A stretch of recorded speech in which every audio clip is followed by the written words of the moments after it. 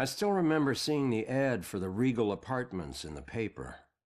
It's easy for people to look at it and see a dingy, run-down shithole.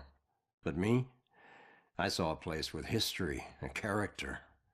I saw a place full of artistic inspiration. Before I knew it, I was the official tenant of apartment 3A. Looking back on it, I wish I had never even unpacked.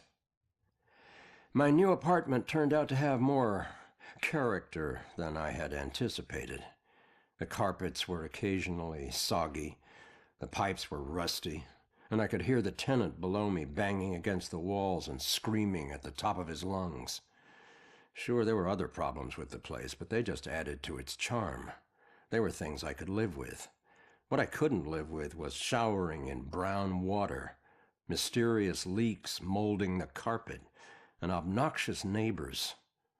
I called the plumber, who arrived just as I was about to have a word with the people downstairs. When I showed him the wet spots on the carpet, he scratched his head and explained that nothing was leaking, and that the reason for the wet spots was most likely due to me spilling something and not realizing it. Did this guy take me for an idiot? I never spilled a thing. He apologized and said that without a leak, there's nothing he could do, so he moved on to the shower. Thankfully, the water had no trouble turning brown. He thought it could be an issue with a rusty boiler and went to check it out. I took the opportunity to address the tenants below. I knocked on the door, but no one answered. In fact, I couldn't hear anything at all. I tried the door, expecting it to be locked, but it just swung open. I was shocked to find it completely empty.